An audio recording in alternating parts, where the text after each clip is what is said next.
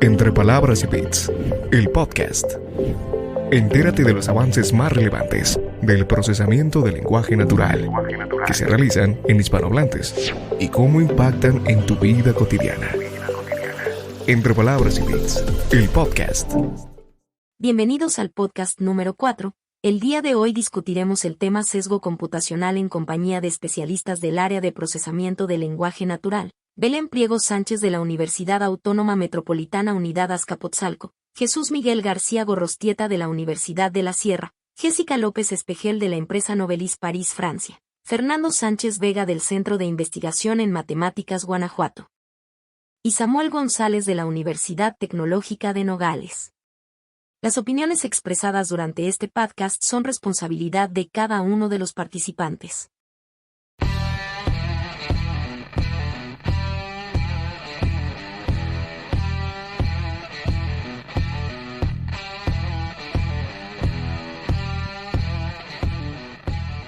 Buenas tardes a toda la comunidad que nos escucha. Esto es Entre Palabras y Bits, un podcast con el soporte de la iniciativa NLP Webinar MX y de la Asociación de Procesamiento del Lenguaje Natural en México. Mi nombre es Samuel y el día de hoy vamos a debatir entre colegas un tema interesante y que siempre está presente, que es sesgo computacional. Antes de comenzar, me gustaría saludar a mis colegas. Belén, bienvenida al podcast. Un gusto que nos acompañes. Hola, muchas gracias. Para mí también es un gusto estar con ustedes en este podcast y compartir con mis colegas un poco algunas ideas que tenemos. Los saludo. Gracias. Fernando, un placer que te unas nuevamente. Gracias, Samuel. Gracias por tenerme. Gracias, Fernando. Jessica, bienvenida a este podcast. Un placer. Hola, muchas gracias y gracias también a usted. Gracias, Jessica. Miguel, un gusto. Muchas gracias, un gusto estar aquí. Gracias, Miguel. Bien, vamos con el dato histórico. La pandemia del coronavirus provocó que no se pudiesen hacer pruebas finales a estudiantes de pregrado en el Reino Unido. Así dejaron que la nota final lo resolviera un algoritmo, ¿no? En manos de un algoritmo que calificaba a los estudiantes en función del historial y los apuntes y notas de los profesores durante el curso. Pero también tomaron otros factores como el historial del centro educativo, ¿no? Y aquí es donde entra esta parte quizás de sesgo algorítmico, porque estudiantes de entornos más desfavorecidos tenían el doble de posibilidades de ver sus notas rebajadas en comparación con los estudiantes que viven en zonas más ricas. Bien, ese es un dato histórico no tan lejano, pero que viene a colación con esto del sesgo computacional. Vamos a arrancar con el primer punto de este podcast, el número 4, y tiene que ver con la definición de sesgo, ¿no? ¿Qué sería sesgo en computación o sesgo en los algoritmos? Bueno, por aquí tengo una definición. Dice, el sesgo algorítmico describe errores sistemáticos y repetitivos en un sistema informático que crean resultados injustos, como privilegiar una categoría sobre otra de manera diferente a la función prevista del algoritmo. No sé si al momento han identificado sesgo en alguno de sus trabajos que realicen, ¿verdad?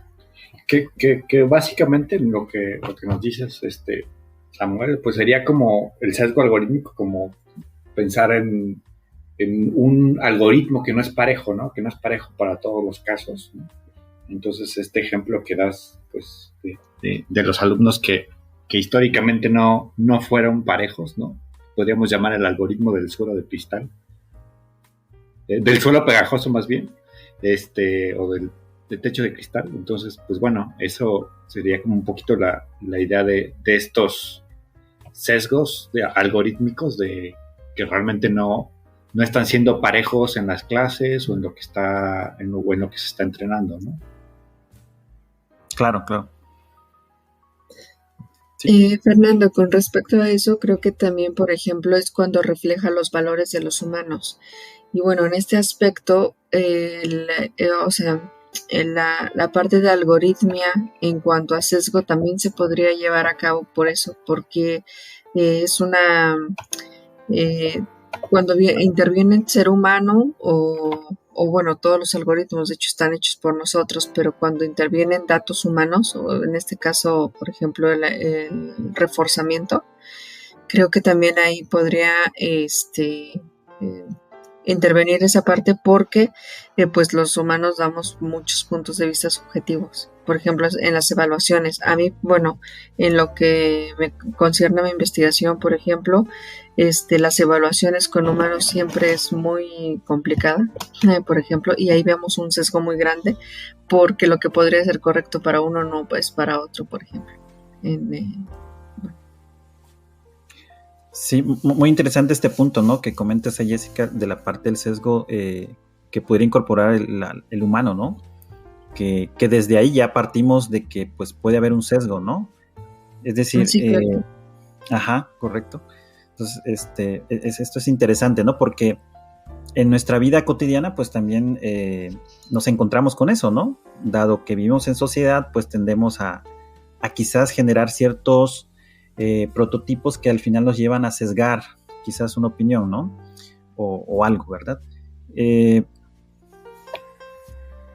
Que al final pues es algo que se tiene que, bueno, que justamente la inteligencia artificial ha tratado de modelar, ¿no? Toda esta cuestión de la subjetividad y de las diferencias entre las diferentes personas. Entonces yo creo que eso es algo pues intrínseco propiamente del área, ¿no? Y otra cosa de lo que también se mencionó un poquito, pues esta cuestión de los juicios, de cómo valorar los etiquetados humanos y todo esto que se tiene que hacer desde la inteligencia artificial, pues tiene también la forma en la cual vamos a evaluar cuando se está haciendo bien las cosas. Claro, y en esa evaluación y con respecto a inteligencia artificial yo pensaría y sobre todo pondría reflexión, ¿creen que la inteligencia artificial tiene sesgos? Claro, sí. Y pues bueno, o sea, lo vemos, la respuesta más obvia pues es sí, ¿no? O sea, y ahí creo que podríamos comenzar con la parte esta de sesgo y nos quedaría muchísimo más claro. Por ejemplo, en inteligencia artificial utilizamos un traductor automático y pues ahí normalmente en la traducción las respuestas están totalmente sesgadas, ¿no? O sea, si traducimos de un idioma a otro, ¿qué es lo que hace nuestro traductor? Irse por los datos con los cuales fue entrenado, ¿no? Y a lo mejor pongamos específicamente los pronombres. Los pronombres de repente no se traducen como se deberían de traducir, ¿no? Porque, pues bueno, no va a ser lo mismo cuando estamos hablando o cuando sabemos el contexto, cuando conocemos al idioma, que cuando existen datos que sirvieron para entrenar, ¿no? En este caso, una inteligencia artificial, específicamente un traductor. Entonces, ¿qué sucede?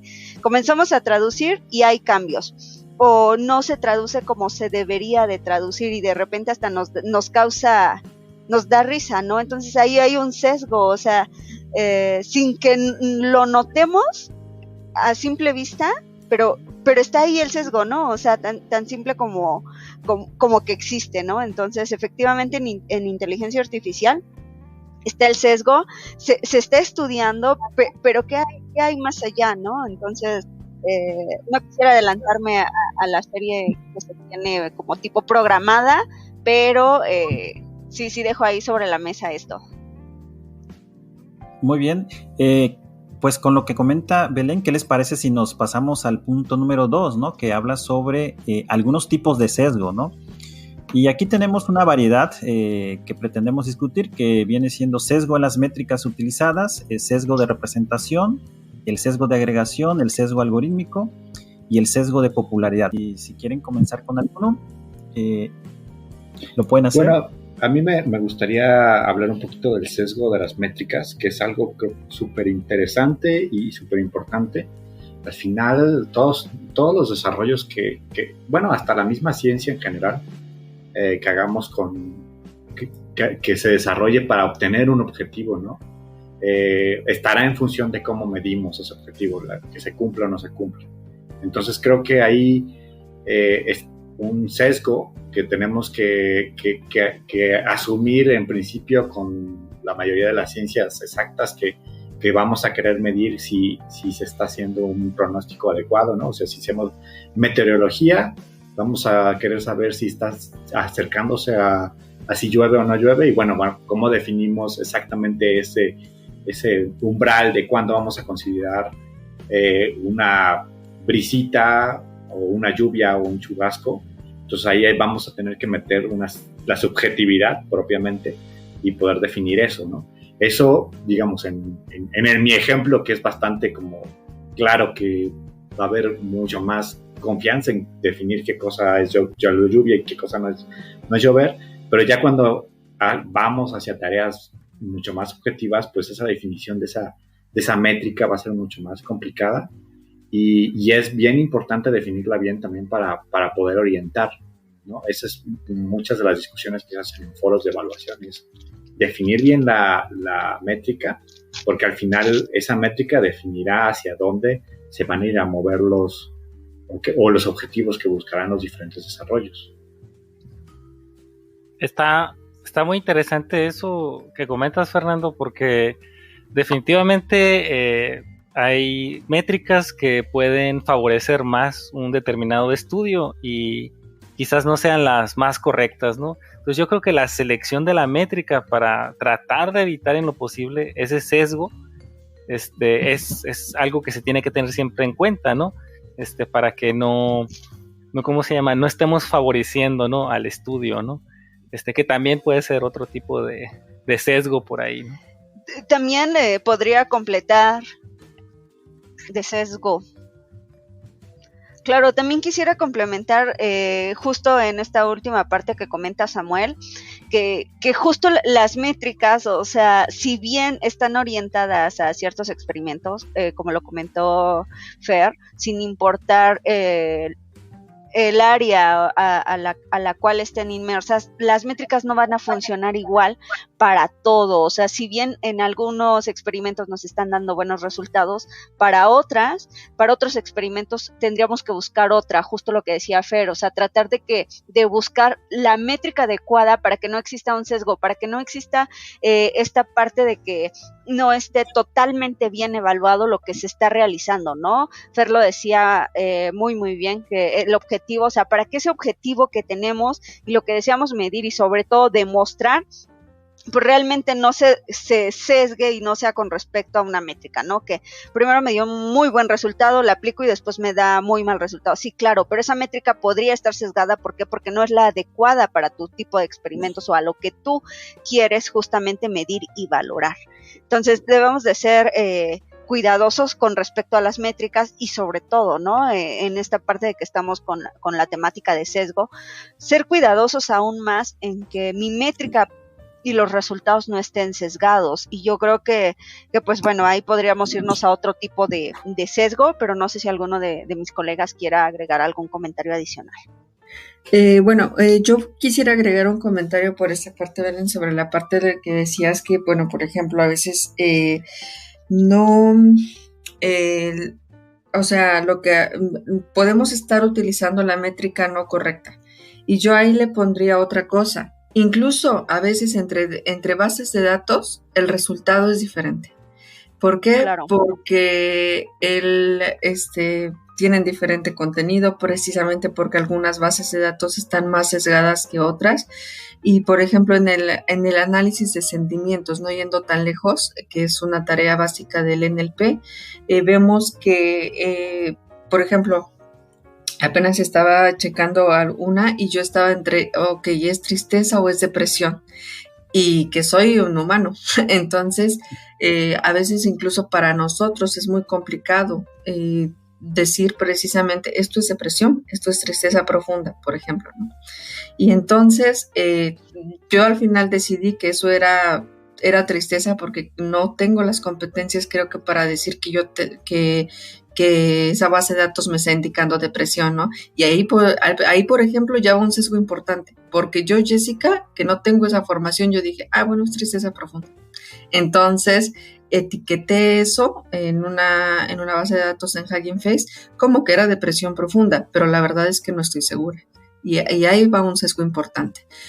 Entonces, si en el etiquetado, por ejemplo, de bases de datos ya tenemos un sesgo, imagínense, por ejemplo, en las métricas, ¿no? Que también quisiera resaltar esta parte que, por ejemplo, cuando estamos haciendo resumen automático, tenemos esta parte que si es abstractivo o si es extractivo. Y sabemos que el desafío ahora es el abstractivo. Es decir, cuando podemos parafrasear, cuando podemos decir lo mismo pero con diferentes palabras, y en la actualidad o sea, si por ejemplo un código es lo mismo que el otro, lo máximo que tenemos es Blue Score, una cosa así, que nos puede decir si un código es similar a otro, ahora embeddings y demás, pero todavía falla, todavía hay mucho sesgo, por ejemplo.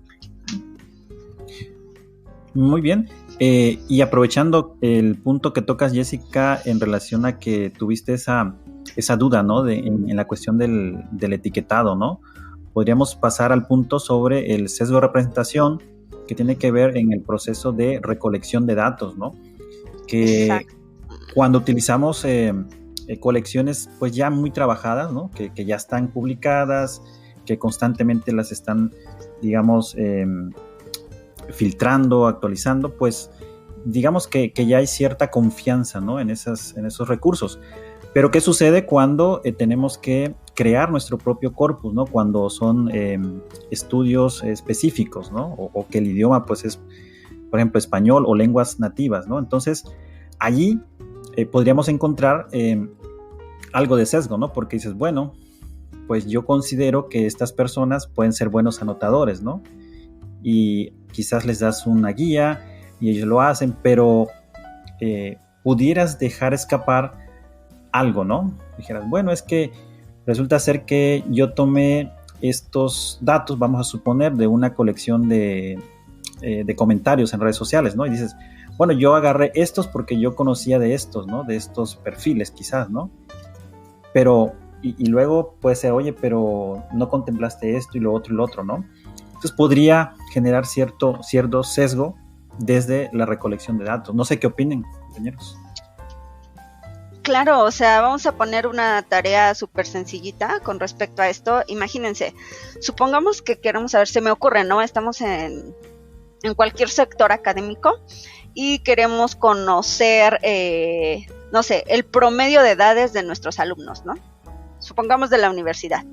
Y se me ocurre que solo voy a verificar de primer trimestre, semestre, cuatrimestre, el nivel que sea, y segundo. Entonces ahí pues voy a tener un sesgo totalmente amplio, porque no voy a tener una representatividad de mis datos, ¿no? O sea, va a estar mi experimento para saber el promedio de edades va a estar totalmente sesgado. ¿A qué es a lo que voy? Si bien Jessica ya nos puso el ejemplo de que ella, humana, o sea, así como que dijo, chin rayos, ¿cómo lo etiqueto? Y tú, Samuel, ya dijiste, nos vamos porque, pues bueno, ellos parece que son buenos anotadores, ¿no? O sea, o que pueden etiquetar bien nuestro conjunto de datos, pero desde que lo estamos recolectando, desde ahí ya hay detalles, porque no sabemos si se está yendo, si están sesgados, ¿no? O sea, si solo conozco de estas cuentas, si solo conozco de aquellas otras, si pongo una palabra clave, pero chino puse un sinónimo, por ejemplo, y entonces estoy sesgando justo los datos, porque no voy a tener esa representatividad que necesito. ¿Para qué? Para poder realizar justo la tarea a la cual va a llevarse, ¿no? O sea, y además, veámoslo, normalmente nosotros, ¿no? O sea, ya lo recalcó Jessica, o sea, tenemos esta parte de sesgo, ¿por qué? Porque de repente no sabemos, o nuestra experiencia no nos permite determinar a qué es a lo que se refiere, ¿no? Entonces, cuando se hace, llamémoslo de manera automática, pues va a haber aún más sesgo, o sea, vamos a tener no lo idóneo, ¿no? O sea, entonces tenemos que pensar y sobre todo ver esta parte de decir, pues necesito la representatividad. Si yo quiero eliminar un poco el sesgo respecto, o el sesgo de representación que va totalmente ligada a los conjuntos de datos que se utilizan, entonces tengo que buscar una representatividad de lo que se está analizando, ¿no? Más no así como que pues solo lo que considero, ¿no? Y sobre todo aquí se va a escuchar chistoso, pero aún en este sesgo de representación, y para evitarlo, pues utilizar como métricas que me permitan justo que no exista esto, que no esté totalmente parametrizado, sino que esté globalizado. Bueno, aquí me gustaría complementar una cosa que creo que seguramente ustedes compañeros vieron, era que cómo influye precisamente la recolección de los datos en un modelo de inteligencia artificial. Al principio, en las primeras versiones que lanzó BERT con Hugging Face, había un problema muy, muy curioso. Era que, por ejemplo, tú le preguntabas a BERT directamente en la API, directamente en Hugging Face le ponías, dime los 10 trabajos de una persona blanca. Y te ponía ingeniero, maestro. Y ya después le decías, dime los 10 trabajos más comunes de una persona de color. Y te ponía algo que, bueno, a mí me llamó mucho la atención. Obviamente te ponía que una persona de limpieza y demás, pero la segunda o tercera era esclavo. Ahora, obviamente cuando tuvo eso, las personas de BERT, pues, bueno, tomaron cartas en el asunto, ¿no? En cuanto a regular un poco los datos y demás. Y había muchos comentarios que decían, estos sistemas de inteligencia artificial, los modelos, los LM, hay sesgo, y precisamente también es un poco racista decir cosas así. Y yo escuché algo en mi trabajo que dije, sí, es cierto, y me decían, pues es que los datos están alimentados de información humana, y los humanos somos racistas, y hay todavía mucho racismo desafortunadamente, y mucho clasismo y otras cosas, ¿no? Y bueno, ahí está un sesgo completamente. A partir de los datos, pues el modelo no hizo nada, el modelo solamente aprendió de nosotros los humanos, y dijo, bueno, estos son los 10 trabajos de personas blancas y de personas de color, por ejemplo, ¿no? Sí. Sí, pareciera también que... Adelante. Sí, también yo creo que en general un poco un pecado que se suele cometer desde el lado de la inteligencia artificial es generalizar o esperar que ciertos trabajos generalicemos demasiado. Es decir, como que se basan, tenemos una recolección de datos, ¿no?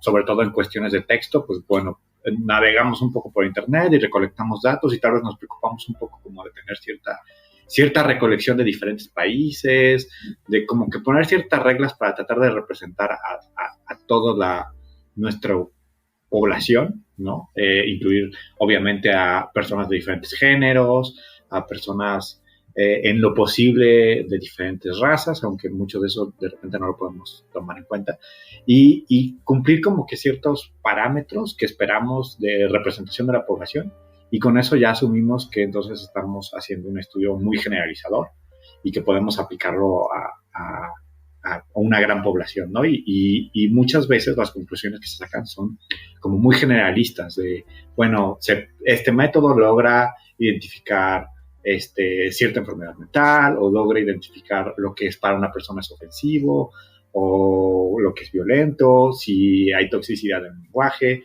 por decir algunos ejemplos de las tareas, ¿no? Pero todo eso al final está representando o tomando una partecita del mundo pequeñita, que es la que tiene acceso a Internet y la que está dejando ahí una huella, ¿no? Y prácticamente toda la inteligencia artificial de ahí está sacando su información y dejando pues el 40% de la población que no va a tener acceso a Internet, ¿no? Que no deja una huella digital, totalmente afuera, ¿no? Entonces, muchas veces nuestros estudios somos muy generalistas y asumimos que sí estamos representando a todos, cuando realmente no hay una representación de toda la población, ¿no? Entonces, creo que eso es importante tomar en cuenta, que siento que otras disciplinas sí establecen como desde el principio sus límites de cuál es la población, ¿no? Que estudios médicos definen, bueno, vamos a estudiar a personas de tal tipo de raza, por las variantes genéticas, por tal tipo en tal género a veces, o en los dos géneros, en una cuestión de población cultural muy específica. O sea, de repente estudios de otras disciplinas pueden de repente parecernos a nosotros muy particularistas, es decir, esta es una conclusión que funciona en cierta zona geográfica del mundo para concluir esto, pero nosotros creo que estamos yendo hacia el otro lado, ¿no? Como que de repente creemos que podemos sacar conclusiones muy grandes y pensar que sí podemos representar todo la población, y creo que ese es un vicio que hay de pensar como que posiblemente por la universalidad del internet y de pensar que podemos llegar a todos lados, como que de pensar que esas conclusiones o que esos sistemas pueden aprender realmente de todo.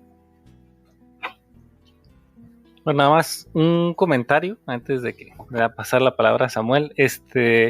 Sí, me parece que el generar una representación que abarque el 100% de la población sí es bastante complicado, ¿no? Que yo creo que es lo que luego nos enfrentamos los investigadores cuando hacemos un corpus, ¿no? ¿Cuánto tiempo nos va a tomar para recolectar todos los datos? ¿Cuánto tiempo se va a tardar en hacer la anotación? Y nuevamente, como comentaba Jessica, de qué tan buena calidad va a ser esa anotación, ¿no? Entonces yo creo que esos son algunos de los retos que tenemos, ¿no? O sea, qué tan grande va a ser el corpus y qué pues también se va a hacer esa anotación, ¿no? También otro aspecto es el punto de ¿cómo se llama? De que en sí, o sea, los datos a lo mejor ya están sesgados, ¿no? O sea, de que pues a lo mejor se tienen más instancias. Por ejemplo, estaba revisando un caso en el que para el reconocimiento facial pues se tenían más instancias de personas caucásicas que de personas de color, y pues el sistema de reconocimiento facial pues fallaba, ¿no? En las personas de color. Entonces pues ahí pues fue algo que se dieron cuenta hasta que pues se hizo la prueba, ¿no? Con estas personas, ¿no? Entonces, pues de igual manera, ahora en el texto, en los lenguajes, por ejemplo, nativos aquí de nuestro país, pues hay pocos datos, ¿no? Entonces también eso nos lleva a otra limitante, ¿no? Sí, adelante, Fernando.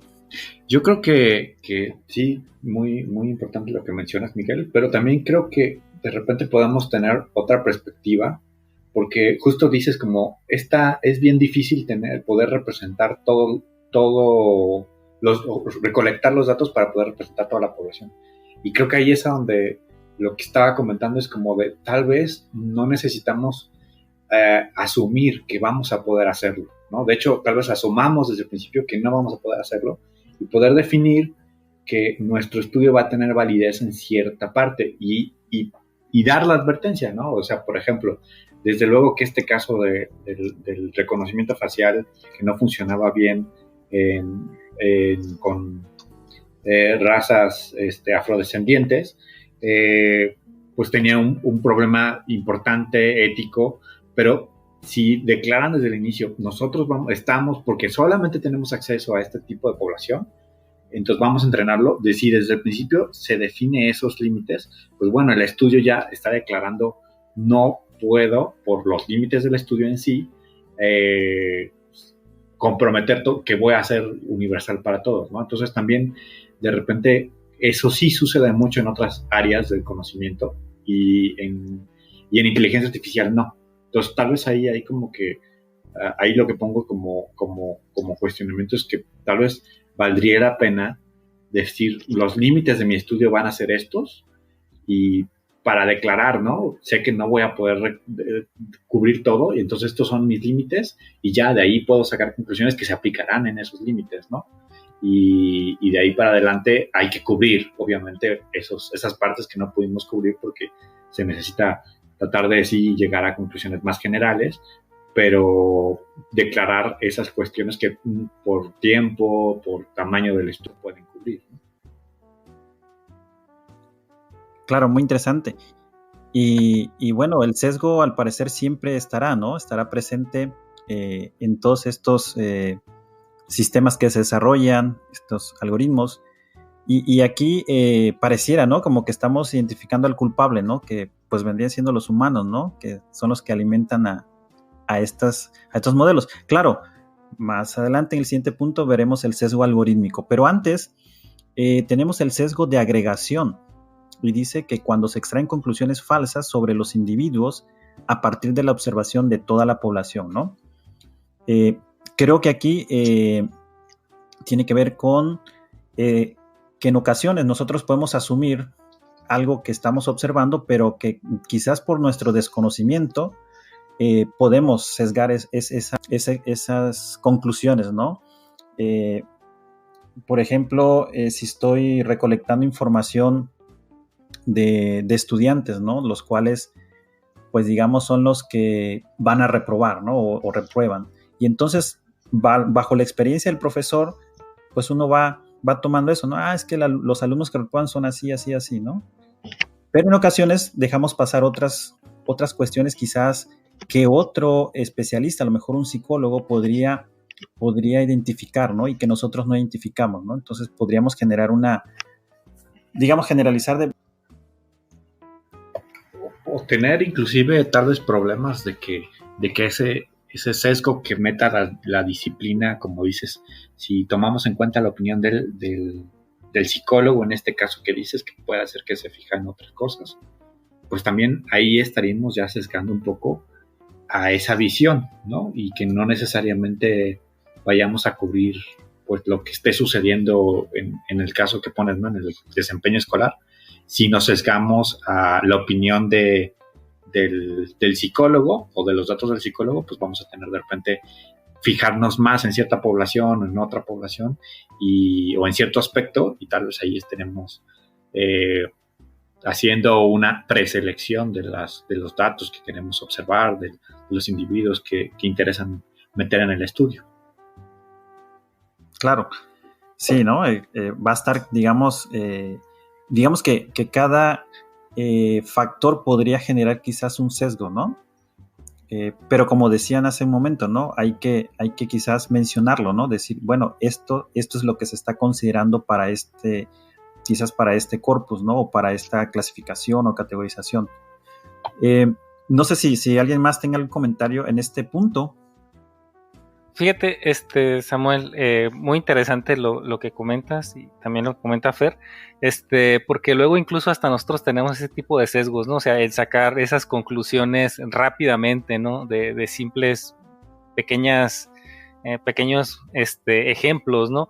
Por ejemplo, el decir de que, no, pues aquí pues en la Universidad de la Sierra, pues la mayoría de los estudiantes en sistemas, pues son hombres, ¿no?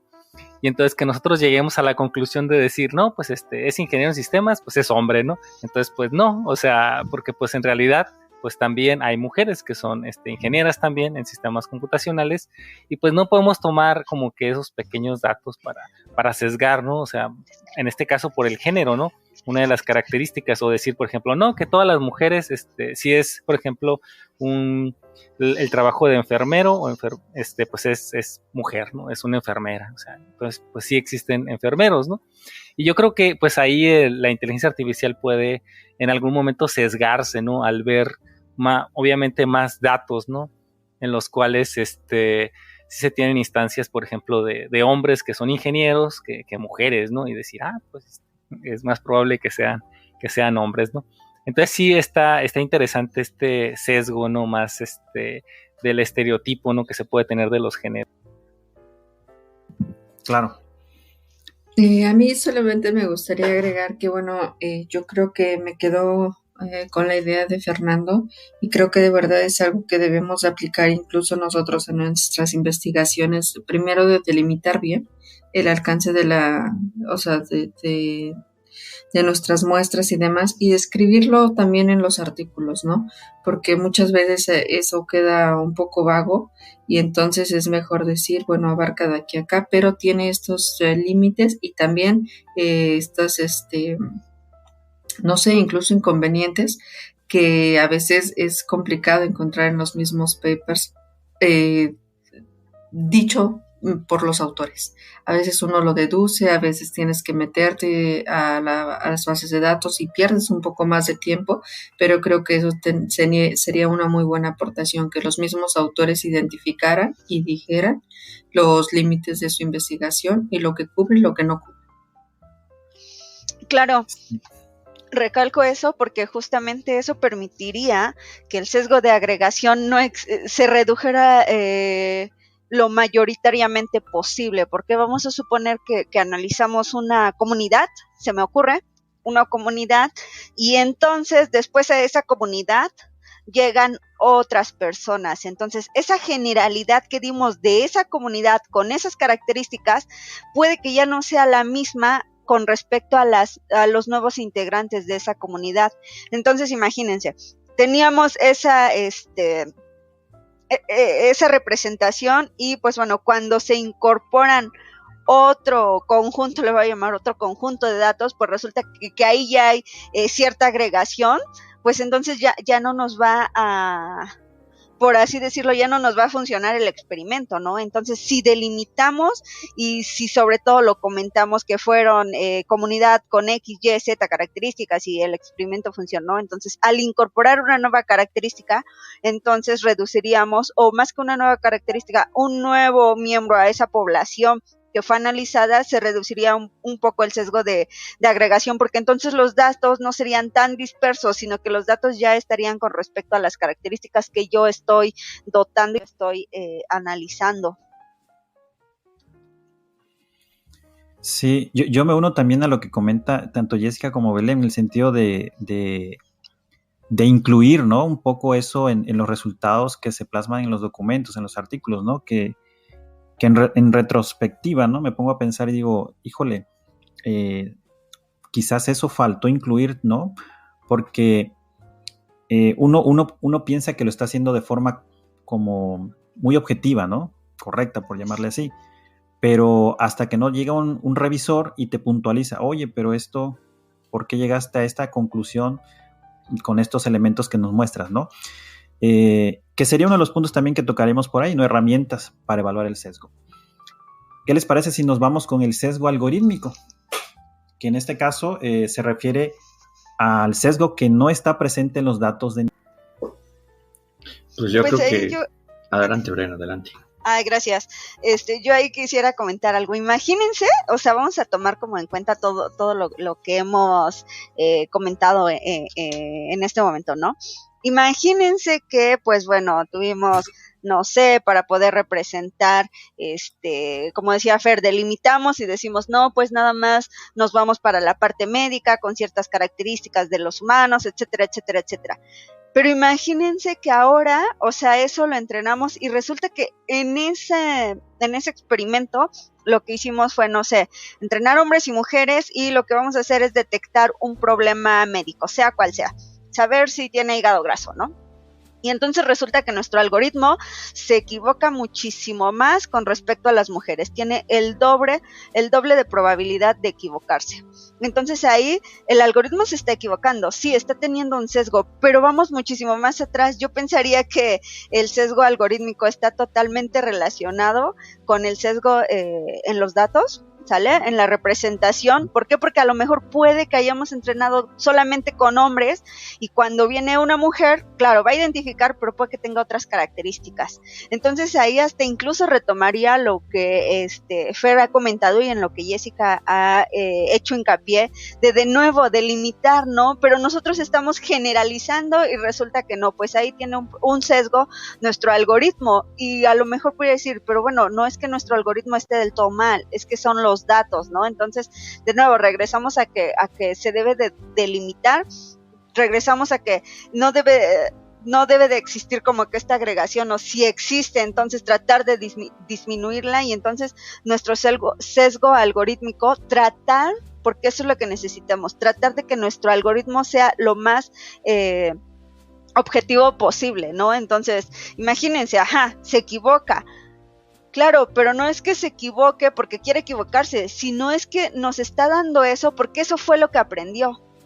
Eso fue lo que aprendió, a identificar el problema, les decía, el de hígado graso en hombres, pero rayos, viene una mujer y entonces, pues a lo mejor sus condiciones, sus características son diferentes. Entonces yo ahí dejaría con respecto al sesgo algorítmico para que Fer nos apoye, que te quité la palabra, Fer. Gracias por cedérmela.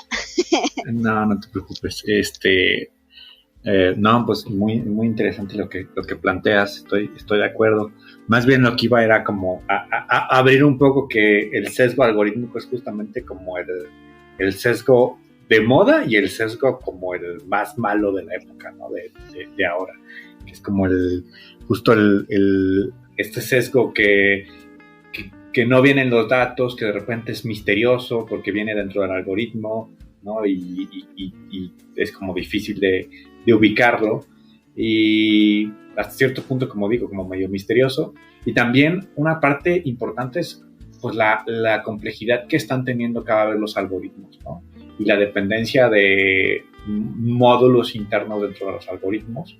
Entonces, por ejemplo, esta cuestión de puede ser que los datos en reconocimiento facial sí sean balanceados, pero las extracciones de características, como mencionabas un poco, Belén, funcionan bien para pieles blancas y no para pieles más oscuras. Entonces ahí ya no es necesariamente que hiciste todo el cuidado de tener tus datos balanceados, pero resulta que utilizas una herramienta que funcionaba bien para cierto tipo de características que ahí fallas, ¿no? Y entonces tu algoritmo de clasificación está bien, pero tu algoritmo de representación ahí se trunca y falla en ese tipo de representar realmente a todo. Claro, o sea, así como casi lo que dices, ¿no, Fer? O sea, puede que una parte esté bien, pero la otra esté mal, y tómalas, porque ya tuvimos sesgo. O sea, no quiere decir que nuestros datos estén bien. O sea, ok, eso lo representamos, los plasmamos, todo perfecto, y así es más, hasta utilizamos la misma comunidad. Pero efectivamente, al aplicar el algoritmo, que como bien mencionas, está como que es la caja negra, la parte esta, híjole, resulta que existe un sesgo, ¿no? Que se equivocó. ¿Y por qué? Pero si mis datos cumplen con todo, pues sí, pero resulta que ahí en el algoritmo algo pasó. Sí, bueno, aunado a estos dos últimos puntos de vista, por ejemplo, ahora en las redes neuronales, bueno, en los transformers, por ejemplo, qué difícil se ha vuelto, bueno, desde siempre, ¿no? Pero saber cómo actúa una red neuronal, por ejemplo. No sabemos exactamente cómo funciona. Si bien hay cosas teóricas y matemáticas que nos ayudan a entender un poco el funcionamiento no se sabe al 100% incluso por qué aprende, ¿no? Y no vamos lejos que ahora ha salido con lo de Transformers y LLM, esta área de que la red sea capaz de explicar por qué da ese resultado. O sea, si le preguntas si X mayor a 4, da clic, por ejemplo, en aceptar. Si no, da clic en... Y entonces ahora, bueno, lo que se busca es que la red sea capaz de explicar por qué está tomando X decisión, ¿no? Sin embargo, bueno, es muy complicado porque esta área, bueno, solamente como punto extra, yo la veo incluso un poco ambigua todavía, porque todavía estamos confiando en lo que la red neuronal nos arroje como resultado de alguna explicación de una decisión que toma, ¿no? Pero pues seguimos desconociendo cómo es que funciona, y bueno, en esta parte algorítmica, si bien, como decían los compañeros, los datos los podemos balancear lo más que podemos incluir lo más que podamos, es muy complicado a nivel de una red neuronal muy grande saber cómo funciona y saber cómo está tomando las decisiones y demás. Entonces creo que, bueno, es un problema actual, es un problema que seguramente van a venir soluciones por la parte de investigación, bueno, al menos proposiciones, pero sí creo que establecer precisamente en este punto un modelo matemático que explique por qué X va a ser muy complicado. Sí, así es, ¿no? Y bueno, muchos a veces, y me incluyo a veces, pues tomamos como algo que ya está validado quizás cuando utilizamos estos modelos, ¿no? Estos grandes modelos, ver, o bueno, ahora que está GPT o de Google, el BART, podríamos decir, bueno, es que ellos ya han hecho las pruebas suficientes y pues debe estar bien, ¿no? Ese algoritmo que están utilizando, ¿no? Pero como bien indicas ahí, Jessica, es complejo saber qué está sucediendo exactamente de estas arquitecturas, ¿no?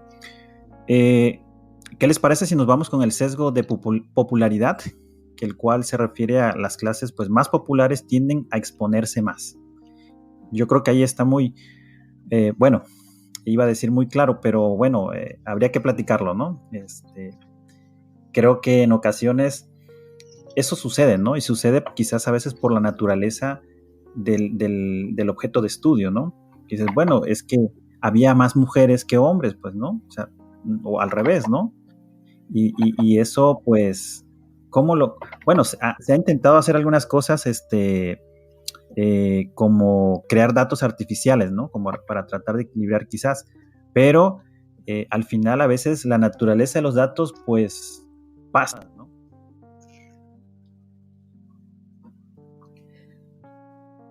Sí, por ejemplo, bueno, y creo que yo también iba a cometer ese error quizás de decir es claro, porque, por ejemplo, en la parte del inglés, cuando vemos la mayoría de bases de datos están en inglés, es decir, está más representado ese sector, ¿no?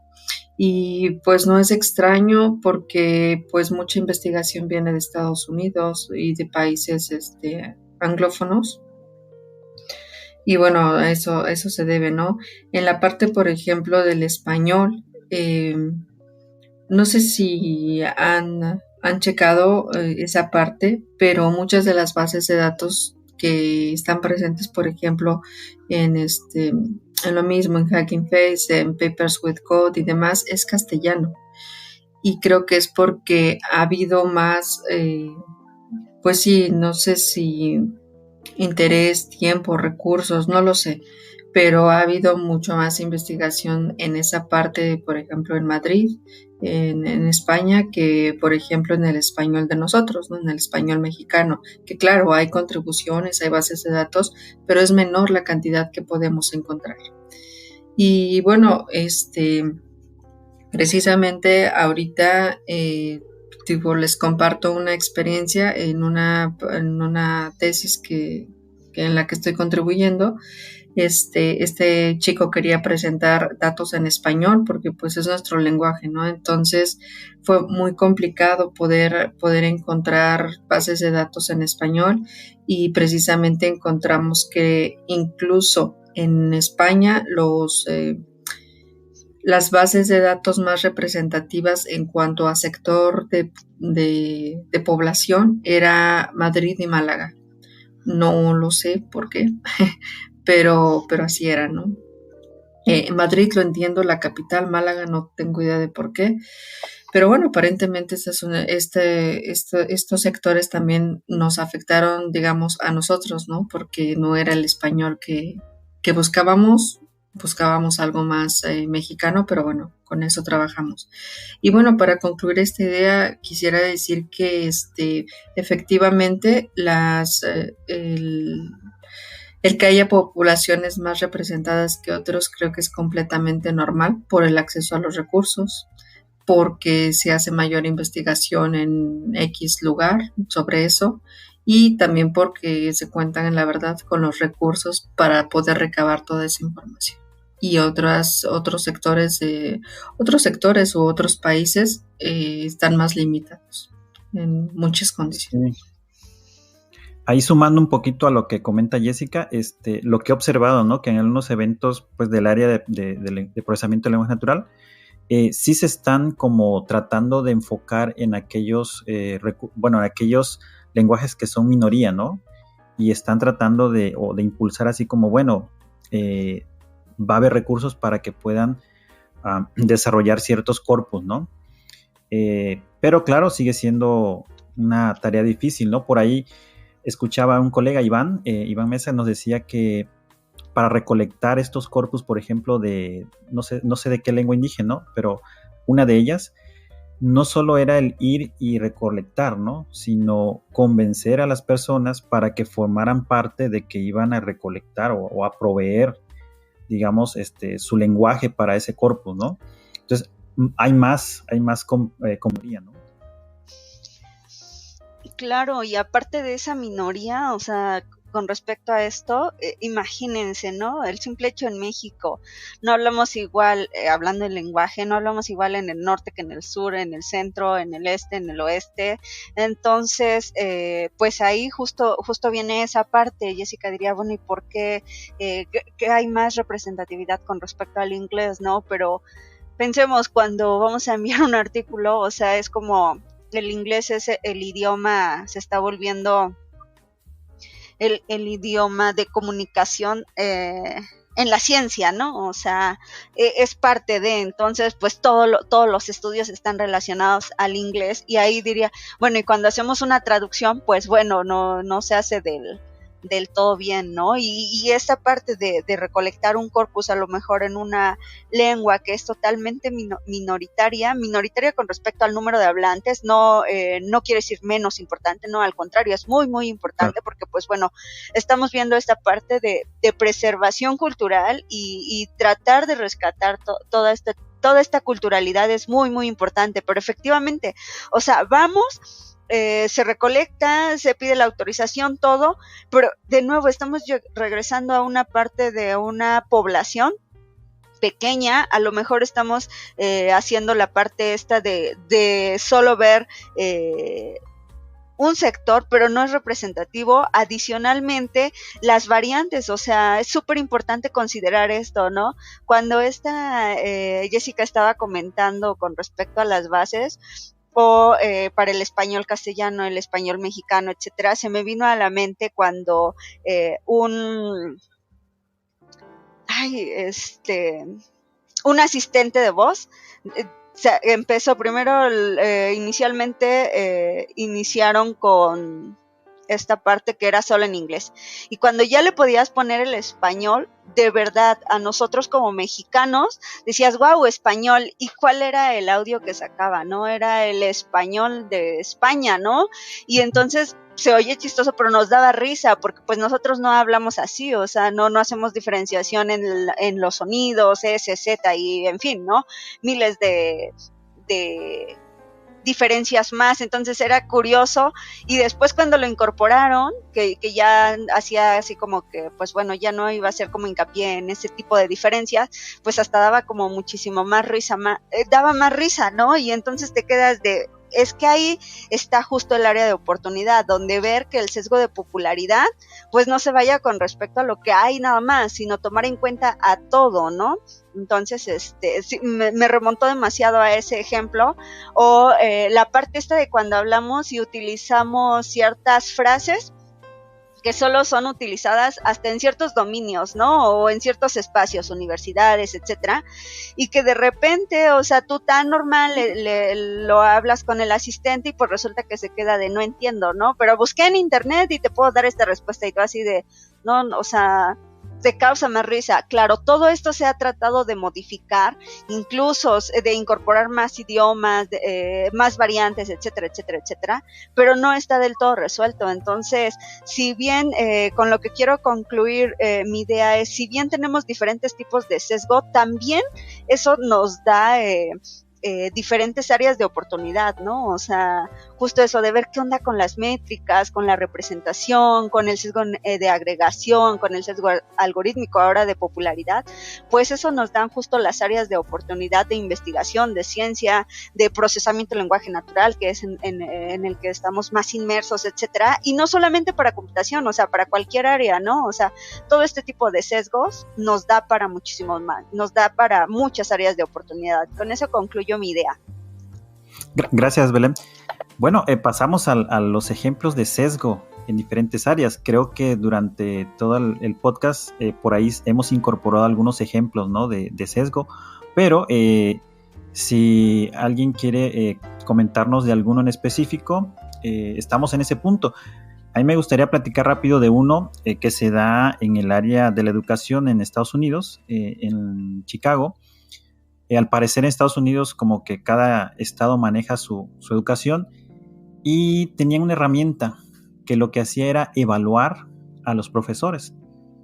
Y llegó un caso, ¿no? Un caso de un profesor que siempre había sido, digamos, de los mejores evaluados, hasta que llegó un día en el cual, pues, no salió tan bien evaluado, ¿no? Y él preguntaba que por qué, ¿no?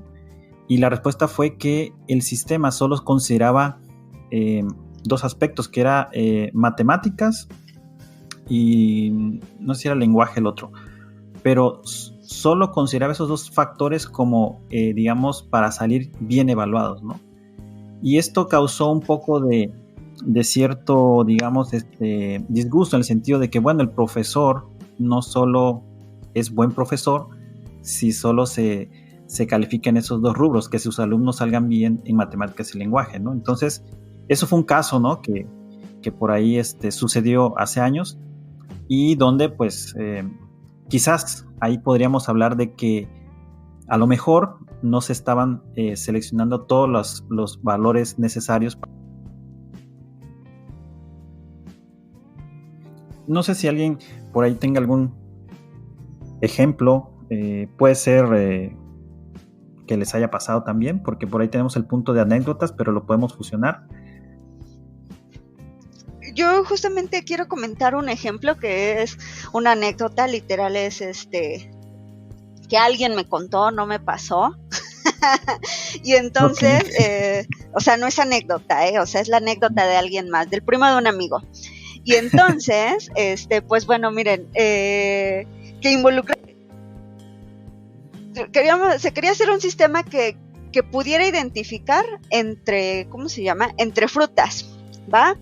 Y resulta que, pues, nuestros datos, porque ahí, insisto, ahí vendría varios tipos de sesgo. Resulta que nuestros datos, pues teníamos nuestro conjunto de frutas y ahí no nos percatamos que solo le dimos características de manzanas y peras. Y entonces metimos una sandía y pues decía, espera, pues manzana, ¿no? Y así de, ¿cómo? Si nada que ver, o sea, el tamaño, ¿no? Pensemos en el tamaño. Pues no nos habíamos percatado que, perdón, no se habían percatado que ya cuando se estaba haciendo la representación de los datos, resulta que nuestro algoritmo no tenía esta parte de persistencia. Cada que incorporábamos características y corríamos nuestro algoritmo, resulta que se perdían las características anteriores. Entonces quedaba con las últimas, y las últimas ¿cuáles eran? Pera y manzana. Entonces, claro, teníamos nuestro conjunto de frutas y pues no, o sea, no identificaba. ¿Y por qué no identificaba? ¿Y por qué no identificaba? O sea, hubo ahí desde programación, o sea, algo tan simple que el algoritmo, pues, ¿qué onda? Tenemos nuestros datos, sí están representados, tenemos características de todas las frutas, o sea, casi todo perfecto, pero ojo, ahí fue un sesgo que se nos fue que existiera persistencia, es decir, que cada que corría esa parte, cientos de líneas de información, pues que no se perdieran, o sea, solo por eso que no se perdieran, y se perdían, no nos habíamos percatado, pues resulta que no se podía identificar, y entonces te quedas de cómo, o sea, cómo solo te dice que es plátano y manzana, plátano y pera, ¿no? O sea, ahorita, ¿cómo? Entonces, pues ahí hubo varios tipos de sesgo. Si bien quisimos ver esta generalidad de frutas, imagínense qué sucedería si incorporáramos una nueva que no estaba dentro de nuestro cóctel de frutas, ¿no? O sea, una que viene de otro lado y que dice, no, mi sistema ya funciona porque ahora sí ya tiene persistencia, y viene otra fruta nueva, ¿no? Pues entonces, de nuevo, casi con esto reitero lo que hemos discutido, de pues incorporar la mayor información en nuestros reportes, en dónde están nuestros reportes, en nuestros artículos, de manera que tratemos de evitar el sesgo, ¿no? Y que este problema de persistencia que comentas, que bueno, en esta anécdota de aquellos que de alguien más estaba haciendo esa experimentación, pues bueno, no solo le pasa a las máquinas, ¿no? Y a los algoritmos, o sea, está también el sesgo del recuerdo, que si en una entrevista vas a preguntar aspectos sobre algún fenómeno, que puede ser inclusive las cuestiones políticas, por ejemplo, si el último es mucho más probable que si les das unas opciones de por quién vas a votar o cuál de estas opciones te identificas más, van a ya nada más el orden, por ser el último, va a ser más el que tiene más accesible en la palabra, y por eso es mucho más probable que digan ese último elemento que está en el listado. O si ya has preguntado antes sobre esos elementos, ¿no? Es decir, si en una entrevista le vas a preguntar sobre cuál es tu fruta favorita y después le vas a decir si prefiere las frutas o verduras, es probable que después te vaya a decir que prefiere las frutas porque ya le hiciste pensar en cuál era su fruta favorita y no le has hecho pensar en cuál es su verdura favorita. Entonces esta cuestión del sesgo también, de esa parte subjetiva y el sesgo del recuerdo, que está, pues, es propio del humano y que también está presente, y que bueno, tenemos que también, cuando usemos ese tipo de instrumentos como de entrevistas, pues tenemos que asumir que existe esto, ¿no? Y poder definirlo. Claro, y sobre todo ahorita se me viene no anécdota, pero una experiencia más. No sé si les ha sucedido, pero normalmente cuando vas a comprar algo, ¿no? O sea, cualquier cosa, y de repente te llama la atención y ves otra, pero te dicen de la primera que observaste, híjoles, es lo último, se me ocurre una playera, algo que tienes que utilizar y que tiene que ser de cierta talla, y viste dos opciones y no sabes como qué tipo cuál seleccionar, ¿no? Entonces te dicen, es que ya no hay, es la última pieza y solo hay esta talla, y resulta que no es tu talla, ¿no? Entonces te quedas, ahí ya hay un sesgo, porque nuestra mente inmediatamente dice, ay no, pero es que esa que ya no hay es la que más me gustó. O sea, se está sesgando completamente a lo que acabas de decir, Fer, a que la última o la que no hay es la que justo querías, ¿no? O sea, y no es que la quisieras, es que se sesgó por lo que te comentaron, porque ya es la última pieza, o sea, y te quedas así de, ay, no, y ya como que ni quedas como contento. Entonces ahí hay un sesgo, ¿no? O sea, te estás yendo por algo que a lo mejor te, híjoles, ¿no? O sea, pero es que yo quería, o sea, esto era lo que a mí más me gustaba, ¿no? Y pues no era, sino nada más, como dices, por el sesgo del recuerdo, o sea, por lo último con lo que te quedas, es por eso que estás adquiriendo justo, o estás diciendo que te gusta más ese accesorio, ¿no? Esa cosa. Bueno, a mí me gustaría compartirles un ejemplo, bueno, al que me enfrenté, precisamente en nuestra área de procesamiento del lenguaje natural, y es precisamente en las evaluaciones.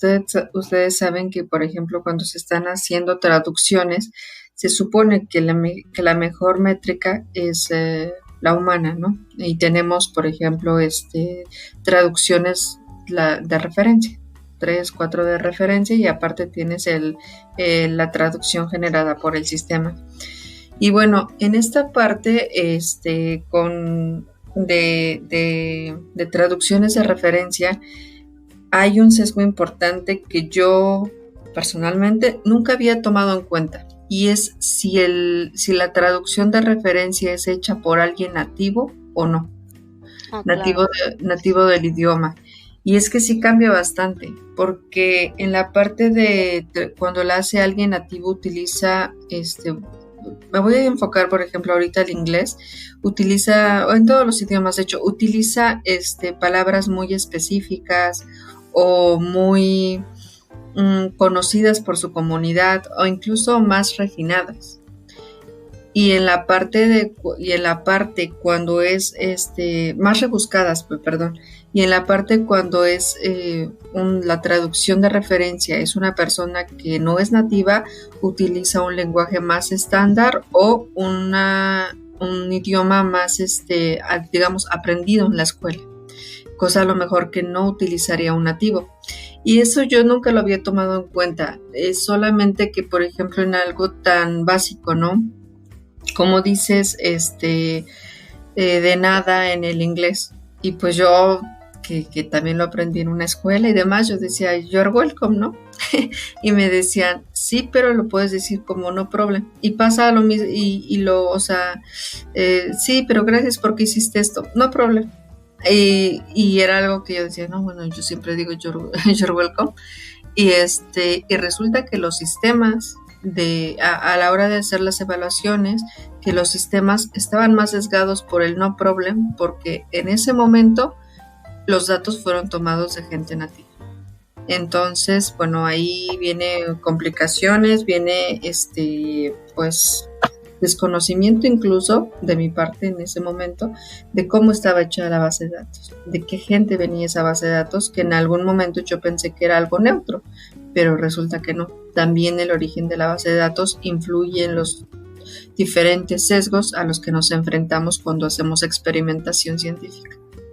Sí, claro, como esta parte del sesgo en el etiquetado, ¿no? También una que quisiera compartir es el sesgo, bueno, un poco cambiando el enfoque del sesgo, como el sesgo que puede ocurrir en la interacción de la persona con, digamos, el algoritmo. Cuando lo que se ha visto es que cuando una persona sabe que está interactuando por ejemplo, en un chatbot, ¿no? Si sabes que es un chat, que es una persona, interactúa de forma diferente a que si sabe que es una máquina, ¿no? Entonces, digamos que hemos platicado un poco de sesgos que generan los algoritmos, ¿no? Pero también está esta parte de que nosotros mismos, cuando sabemos que está del otro lado un algoritmo, nos sesgamos y vamos a actuar de forma diferente, ¿no? Entonces, en algunos estudios se ha visto que cuando hacen cámara de Mago de Oz, donde atrás está una persona o atrás está una respuesta automática, o directamente es una persona a la que están viendo que sí es de carne y hueso, pues las personas actúan diferente. Entonces, no solo los algoritmos tienen sus sesgos, sino que también nosotros tenemos nuestros sesgos. Claro. Pues muy interesantes las anécdotas que han sido algunas propias o de terceros. Sin embargo, el tiempo se nos acaba, ¿no? Este podcast ya está llegando a su final y bueno, es tiempo de nuestras conclusiones finales. Me gustaría que cada uno de nosotros diera una conclusión, una reflexión quizás de esto que hemos hablado, ¿no? De esto que es el sesgo de diferentes tipos. Y bueno, comenzamos con Jessica.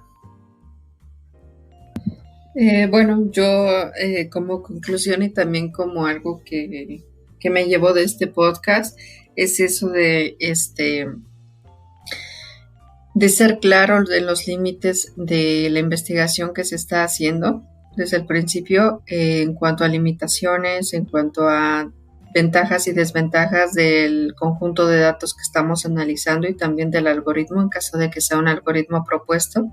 Creo que esto nos va a ahorrar es una forma incluso benévola, algo bonito, ahorrarle tiempo a los compañeros que puedan leer nuestros artículos y para que ellos puedan también entender desde el principio limitaciones, ventajas y desventajas de nuestra investigación y también así ellos avanzar más rápido y bueno, eso creo que deberíamos hacerlo todos para la comunidad científica.